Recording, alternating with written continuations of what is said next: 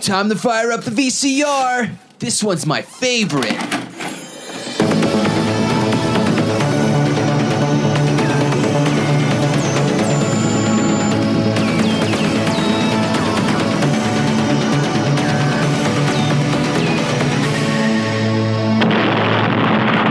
That was gold.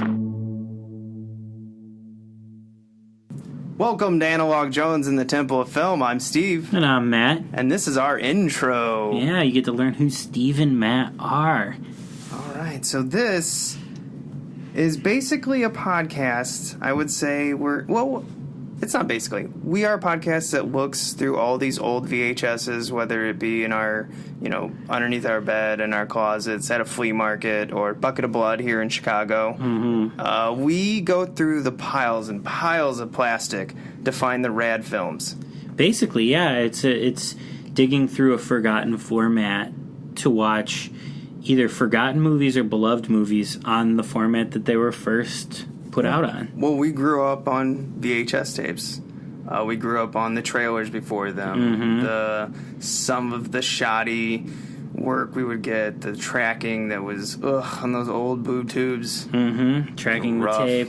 The pleasant surprise of finding something after the movie, a little 10-minute making of or something like that sometimes would be pop on there, or more trailers or whatever. My example of that is always going to be Masters of the Universe. Yeah. It is the film that made me as a kid always fast forward to the end. Ferris Bueller. Oh, good one, yeah. I after I saw that there was something after, I was like, do all movies do this? I think I always wondered, I think they do this in a lot of films. We just don't know. And then there was stuff like Full Moon did the video zones, and I remember early Universal tapes had the trailers trailing. They were at the end on the Universal tapes in the 80s. So you would get Prince of Darkness, I think was one that I watched. The movie starts right away when you first pop in the tape, and then after you get the trailers for They Live or something like that. Yeah.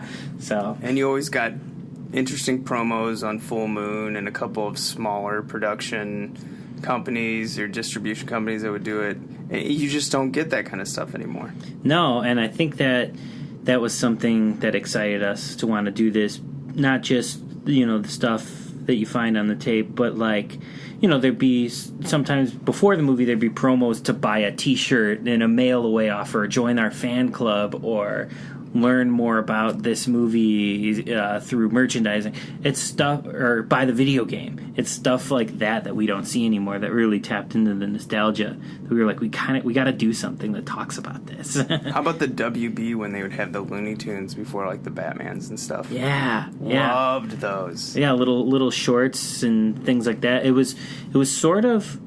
This is sort of a crazy realization I'm just having right now as we're talking about it, but it was VHSs were sort of what happened with the theatrical experience, because back in the day, back before we were going to see movies, you would get a full thing where you'd get a newsreel, a trailer, a short film, you get the feature you were going to see, and then something else after, a little, here are the stars arriving at the red carpet type thing. Mm-hmm. VHS has sort of adapted that. Instead of it being the movie-going experience, it would be the home entertainment experience where you get the trailers, the behind-the-scenes, the not necessarily newsreels, but what's going on in the studio. You got that on tape now. Yeah, Blu-rays have moved into the market of we don't have time for that.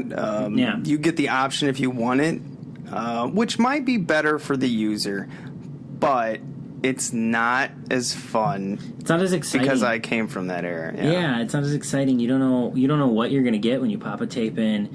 Besides the movie, you're going to get the movie because that's what you bought, but you're going to get, we don't know what making of or trailers for future movies.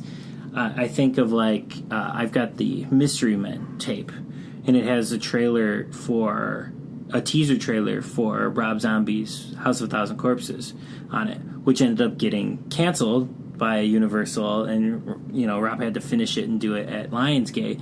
But that little artifact that's on that tape. That's awesome. Like that, that's the gems and stuff we're going to be looking for. Yeah, my brothers and I used to play a game where we'd put in a tape and you'd have to guess what we're watching according to the trailers. Oh, that's awesome. We should do that one time. Like, we should do it like, what are we going to watch this week? we would watch them so many times that, I mean, I remember The Sandlot, own that one, or any of the Ninja Turtles, you could tell right away. Because Ninja Turtles, I mean, with the new line, as soon as they'd have you be like, oh, easy. I have that VHS, by the way, 1 and 2. Oh, nice. I have 1, but I don't have 2, so we'll have to do those for sure at some point. Well, we'll move into who we are. My name is Steve, or Steven. I'm a web designer, developer, marketer, whatever. I do this all as a hobby, and it's something that I just love. I love the entertainment of the commercialization of the 80s that I grew up in, the toys that came with the movies, the stuff that just rock your world. And then we moved into the 90s, the DVD phase, where it was crazy. We were the internet the generation that first got the internet, the generation that first got the DVD. We got some cool technology. Yeah, like thrown at us really fast. Yes. We went from having no internet and tapes to all the internet and DVDs with endless, features and multiple movies on a disc, and like the possibilities started to be endless all of a sudden. Yes, it was. I remember when I'm probably around 97, 98, when I found out that this internet had these websites made by people. There's just like movie reviews from random people, what their favorite lists. And I remember actually stumbling across, I don't know what year, but I remember the Full Moon, whatever they called it. I don't know what their website was back then, but it just blew me away. I was like, these movies that I watched, which sometimes my dad would rent when my mom was out of town or something, or we would just ride up to the video store during the summer. We had to rent in the morning, watch during the day, return it before they got home. Yeah.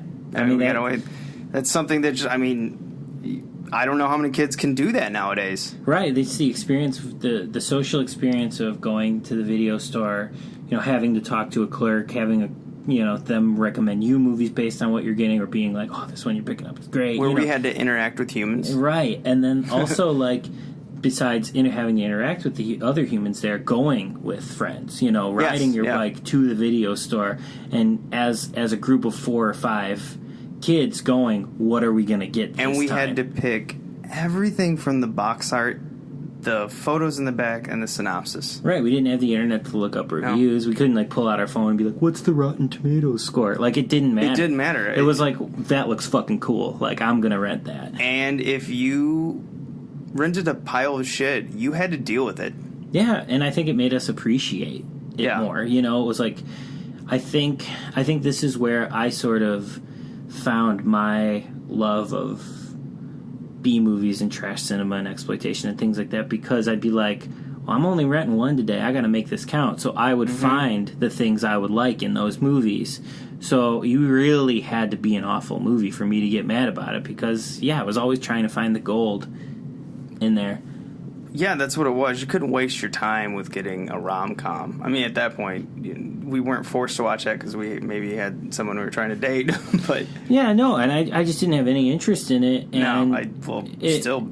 Yeah, I mean, I like them now, I guess. Some of them. But, it was like, you have one shot, so you got to pick the thing with the most lurid art, or the craziest synopsis, or the weirdest monster that's on the front. You had to make it count. So you're like, I'm not gonna go get a romantic comedy right now because I got this movie is the one I'm getting today. So I gotta make sure it's total package. Yes, you have to basically judge it on the marketing of a box. Yeah, basically. What box is going to stick out the most? Right, and that's the whole reason behind this podcast too. And that nostalgia, I still feel that, and I feel that when I go to flea markets or Goodwills now. It's like, yeah, these movies are 25 cents now. It's not like it matters. I'm not rolling in the dough or anything, but I can throw around 25 cents, but still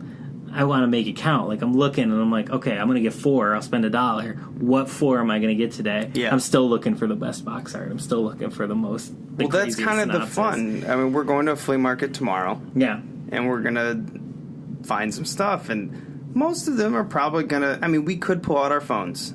Right. We could look up the score, but honestly, I don't care. I want to am be judging hooked. this off what they've got. Yeah. What are you hooking me with? Yeah. And if it's about a man with a robot hand that can fly around and kill things, and the box art's cool, and the synopsis is all right, I guess enough. Yeah, all right, fine. I'll give you a shot, as long as you're not an outrageous amount of money. Yeah, that's the thing right now. We sort of caught doing this at the height of the re-interest in VHS again. Like, it's starting.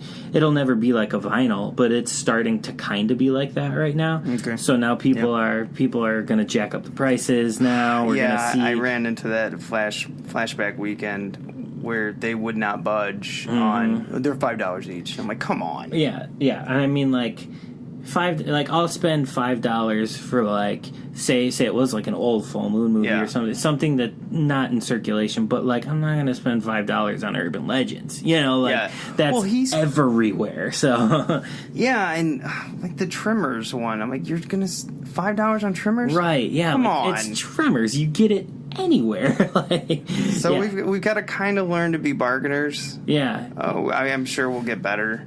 Yeah, I don't want to buy just any VHS I see. I want to make it count. But it's going to be interesting where it goes from here with the re-interest again. Now, outside of this podcast, you kind of have a much more interesting view from it because you're part of a society. Yeah. So my name is Matt, and I write for HorrorSociety.com, and it's a site that's just about independent horror movies. So think like your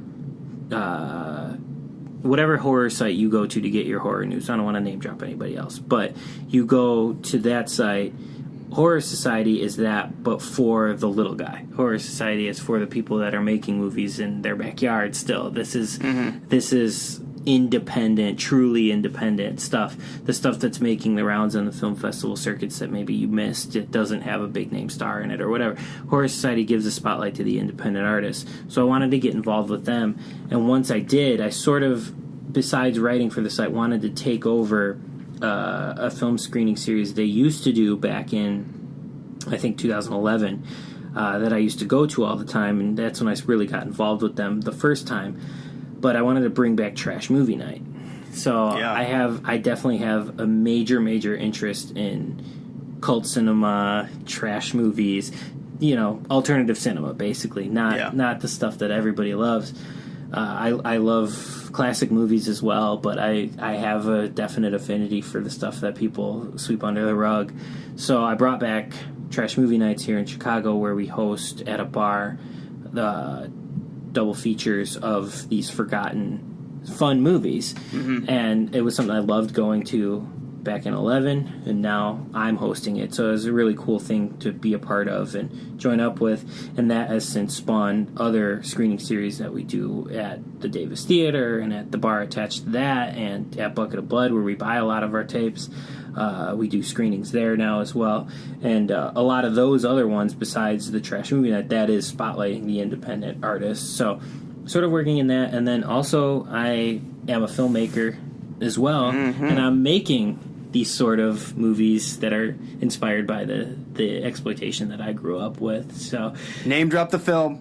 You can buy Take Back the Knife right now. It's available from LC Films as our distributor. We have nationwide distribution, so anywhere you can buy your DVDs, definitely go pick that up. It's on DVD and Blu-ray. Blu-ray has a bunch of bonus features on it, so definitely pick that one up if you're interested in that sort of thing. Hopefully we'll be out on VHS soonish. We're trying to get that to happen. Because I didn't know that. Yeah. That's news to me. Yeah, we're trying to get it out on VHS, so hopefully we'll have that out soon. It's definitely Take Back the Knife is definitely a kind of movie that deserves to be on VHS. It's inspired by those type of films, so you can get that now. And then pretty soon we will be worldwide distribution. We'll be on Amazon streaming within the next. So you're listening to this October, and the next 4 months we'll be on Amazon. Yeah, awesome. I actually found you through... Well, first, what it was is I was like, man, no one wants to watch these movies with me. I had a real big problem with it. Like, all my college friends, basically... I mean, one of them will watch exploitation films with me. Basically, it's just me, though. So I started collecting these, and then talking to my girlfriend. She's like, well, you got to find someone. There's got to be something out there. So at a slow day at work, I looked up all kinds of crap. I don't know, Chicago horror films, yada, yada. Finally, I found a meetup group. I had no idea what meetup group was. I actually thought it was a dating site. So I looked at it, and I'm like, oh, there is a thing called Trash Movie Night. And I found this around Flashback Weekend. So not this year, but I believe... So that happened last August? Yeah, last August. And I actually saw that... Oh, Mike, the guy who does the meetup on it, he's like, I'm in a red hat, and I went to Flashback, and I didn't see him. So I was like, oh, okay, oh well. I just checked it out. I liked Flashback Weekend, but I was still kind of like, shy about this. I didn't know if I was about to get into a bunch of people who were like, you don't know anything about horror, young man. But I'm 35. You found that we're not like that. We're No. oh, you like that too? Let's be best friends. Yes. So it was, I was like, babe, I'm going to go to this thing called Trash Movie Night. And she's like, okay, have fun. So I went into it completely, unknowing what I was going to get into, and I do not remember the movie because it didn't matter. I was just like, we just were yelling at the screen. So after some research, we found out which one. I had seen the Trash Movie Night with Chopping Mall. Yeah. So we did Chopping Mall and Deadly Friend for a Killer Robot double feature. It was, believe, in June of last year. It was July, June. yeah, It was something. June of last year. It was my second Trash Movie Night. Yeah, and the first time we talked was at the Emporium where you did The Burning. Yeah. And Hard Ticket to Hawaii, which is one of the best trash movies ever. Hard Ticket to Hawaii is amazing. I had never seen it. I'm like, what the fuck is this? Yeah, so that's what I do. I have a love of these movies, and I'm lucky enough to have bars and places that let me show them and bring people together. Yeah, Fat Cat lets you do the trash movies. Emporium Arcade Bar, which anyone who's outside of Chicago in a small town like I'm from, there's actual arcade bars, and they're amazing. Yeah. Especially the first couple times. Once you've been to them, you're like, okay, yeah, we got arcades. You get used to it. You get spoiled by it. You get spoiled. But it's amazing, and they let you play that. And then we just slowly developed a friendship, and then after a while, I was like, I want to do a podcast. Yeah, we bonded over these movies, and just chit-chatting at all these things. We found out we live right down the street from each other. Yeah, that probably sealed the deal. We should probably hang out, and then we should probably hang out turned into we should make a podcast. And we found our niche, which was VHS, because when I found out he collected them, because I did too, last Christmas I asked for a bunch of them, and my family thought I was possibly losing my mind. Yeah, no, anytime anybody's like, what gifts do you want? I'm just like, stop at the thrift store, pick me up like 4 weird VHSs you find. If I have them already, I'll sell them back. If not, that's awesome. Like, yeah, it's pretty much that's all I want for gifts too, so I'm right there with you. My sister-in-law and my brother actually went out and got me a VCR when I asked for it, and they were just dumbfounded. Yeah, that's awesome. And they're like, do you need the red, white, yellow cable? No, I've got plenty of them from my last VCR that broke. And I currently have in my possession, I was actually taking stock today, I think I have 6 VCRs right now, because I didn't want to get rid of them when my parents were like, we're never going to use this again. So we had them in each room of the house, so 3 rooms of the house, 3 old VCRs, other ones that I had for me, so I ended up with like 6 VCRs. Yeah, and when I see my parents next, I told them not to throw away all these VHSs from back home. I remember I've got Dick Tracy back home, Batman Returns, all those classic ones, but I've also got some weird old cartoon ones that I remember. There was a bin at Writ and Go Video in my hometown, Pacific, Missouri, just to give you a location. They would have a bin. It was just weird stuff, like $1. And when I'd walk down there and work at my grandpa's tire shop, I would take my money that I earned from that and either go to the baseball card place, buy baseball cards, or go buy these weird ones. And I've got some back home that are bizarre. That's awesome. Yeah, and we'll break into those. Maybe we'll do it. We like to try to do this bi-weekly to start. Yeah. To get a flow for it. But if we get going on this, who knows? We don't know. Maybe weekly. Who knows? Yeah. We got enough stuff, I think, to mine from. Yeah. I was sort of like that too, where I would just pick up anything I could when I started earning money with myself. It was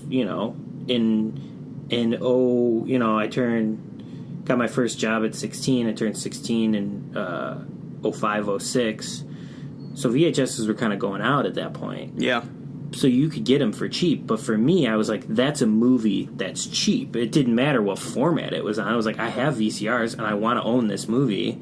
But I can get it if I get it on DVD, it's $20. If I get it on tape, it's $1. So like, yep. I just hoarded up as many as I could. Video stores started closing around me. All the places that I went as a kid started closing. I'm from Chicago, and I grew up in the city. And I was surrounded by a bunch of mom and pop video stores growing up in the Northwest side, and they all started closing at the same time. So I just stocked up, and then I never stopped buying VHS. It wasn't like they went out and I was like, okay, cool, I hoarded all these, moving on. It was always sort of like seeking out what gems I could find on VHS because I still loved the format. So I never stopped buying VHS. I bought them as a kid when, asking for them for Christmas. Bought them all out when all the video stores closed. And then just kept finding weird things on eBay and Amazon and things like that. And then finding out that thrift stores had massive piles of them. And then I would be sifting through those. So I never stopped collecting them, and now I sort of have a reason for it. Yes. We can actually write them off on our taxes. Yeah. No. I mean, and it's Keep $1. your receipt. It's $1 here and there, but still, there's a purpose besides just the love.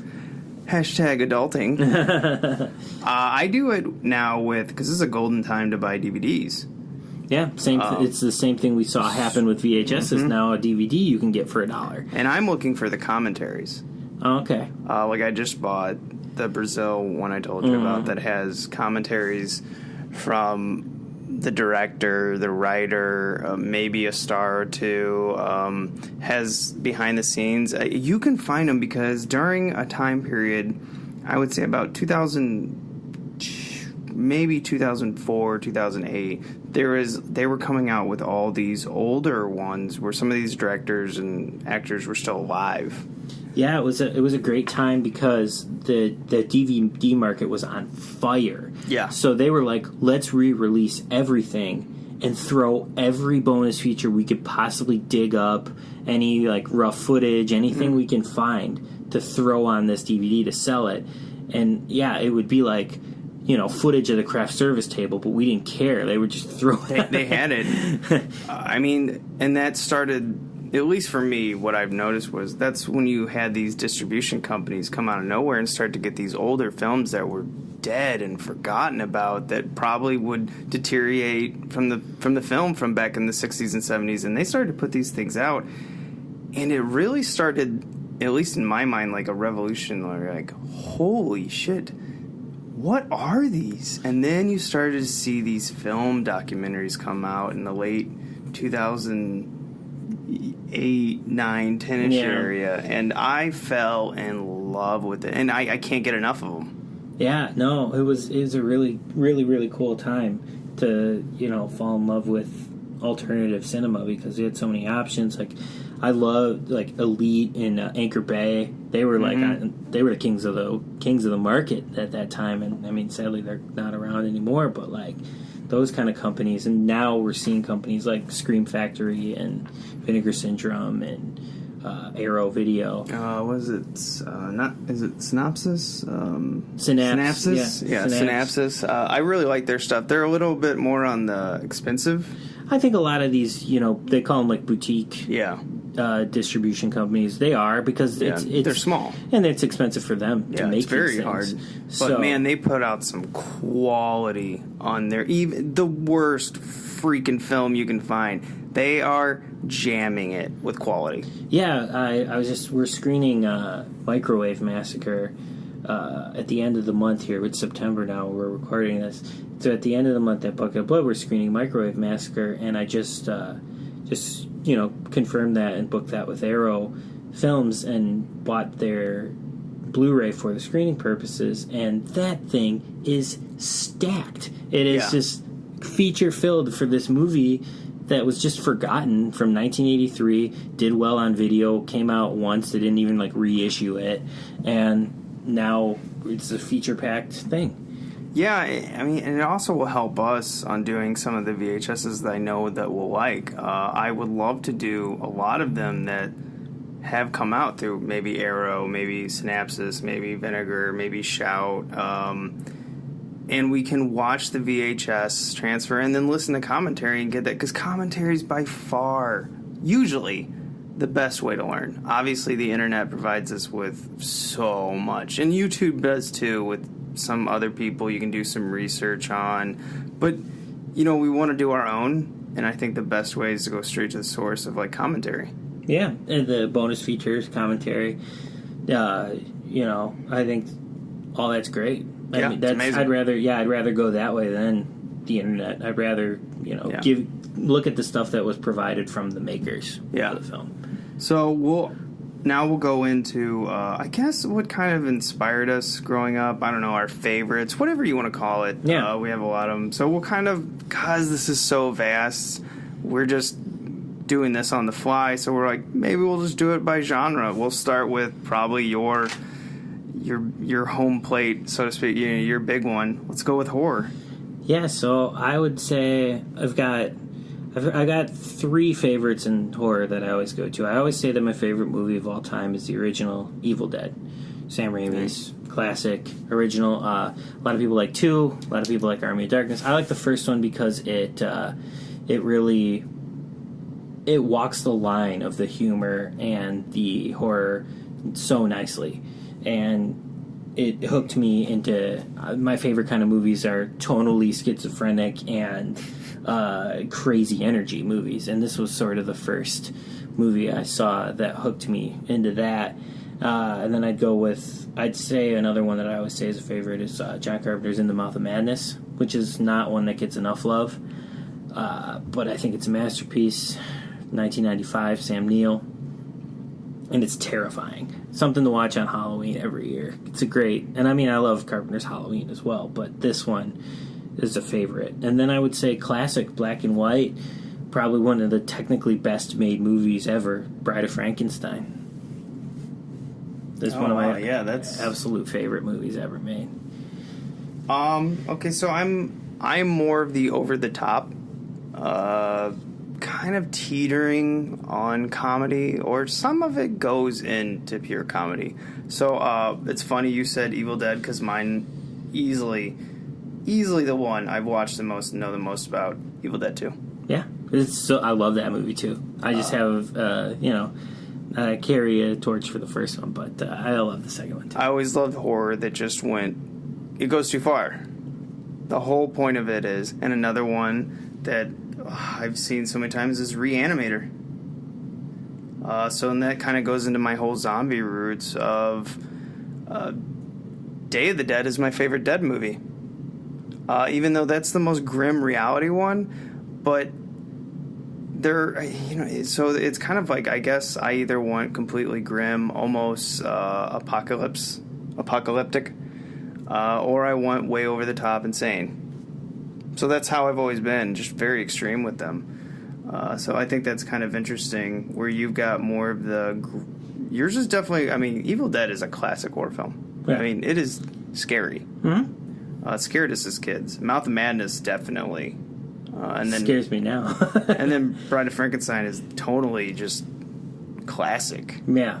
And it's and it's a sequel that's better than the original. It's also sort of the first horror movie that brought humor into it. And I think you're more of the extreme, you like horror comedies. I like horror that dabbles in comedy, I think. I think that's where we differ a little bit, because Bride of Frankenstein was like sort of the first to introduce humor into horror. But it's not a horror comedy, but it's, it dabbles, and that's what the first Evil Dead does as well. So then we'll move into sci-fi. I mean, that's what I think about. I go from horror to sci-fi. What do you got?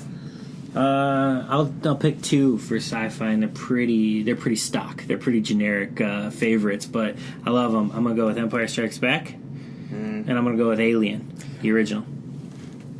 Yeah. Wow. Shit. You just literally picked two. My exact two.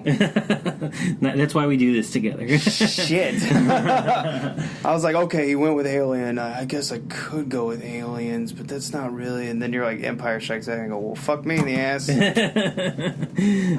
Here's one sci-fi that I think I could watch, and I've watched a lot. Children of Men.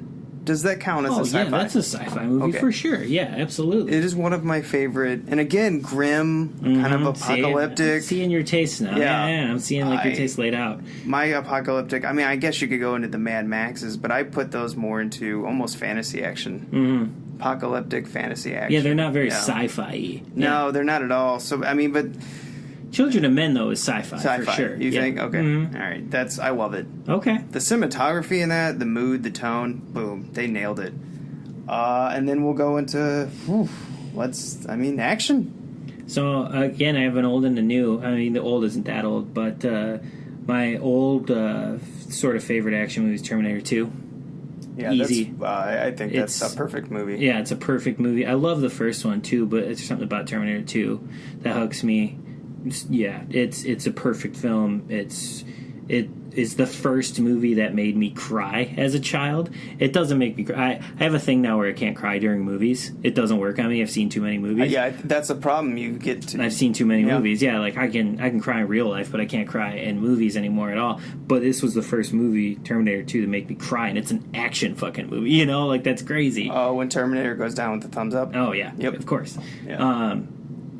It's fun. Side note, but kind of interesting. It's something about acid made me cry as a child, because the end of Alien 3 also, when the little alien baby comes out of her and then lands in the I wept. I just wept the first time I saw that. I mean, I was a little kid. I was able to watch these movies as a kid. Thank you, parents. But that wrecked me, both of those acid scenes. But anyway, other action movie, modern, gotta go with The Raid. I don't think I've seen a movie that brought it so much like that movie. That is a good one. That is really good. And you know what? It'd be another Terminator and Terminator 2 thing. I think I like The Raid 2 a little bit better than the first one, because it bigger scope, more action. So maybe I'd go Terminator 2, Raid 2. My brothers and I, we were definitely classic action guys. So we did our Rockies. We did our Arnolds. And Predator is definitely one I could put in the sci-fi, but I consider that more action. I would put that in action, and too. that is one of the ones I would bring to an island. Predator. I can watch over.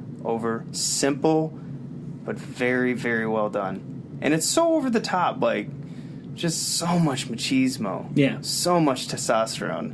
I mean, Jesse Ventura in that, he only has, like, 10 minutes of screen time, and he's easily my favorite character in it. Yeah, it's one of those movies where they develop the characters so well so quickly. Yes. That, like, everybody has a favorite character, but they don't last that long. No, most of them don't. I mean, he calls them a bunch of slack-jawed faggots. I mean, you can't say that anymore in a movie. Yeah. Unless you do a time period. Which, yeah, right. Unless you do. We just watched Stephen King's It, last weekend? Yeah, somewhere around there. And it pops up in there. And then I guess we'll go into, like, I don't know, do you have a comedy you want to list? Airplane. Mine's Dumb and Dumber. Great. Yeah. Love it. Drama, I would go, I kind of like the coming in their own stories sometimes, so, I don't know, you got one at all? I can't. I think, I like coming of age movies, and you can't go wrong with Stand By Me ever. It's classic. Yeah. And then just more, I like black and white gangster movies, so I would go White Heat with James Cagney. It's probably my favorite. I got Almost Famous. Okay, right on. Yeah, I really like that one. That one touched me for some reason. and not in the bad way. But I think, we're going pretty long here. So I think you pretty much get the gist of who we are. Yeah, this is what we're into, and this is what we like.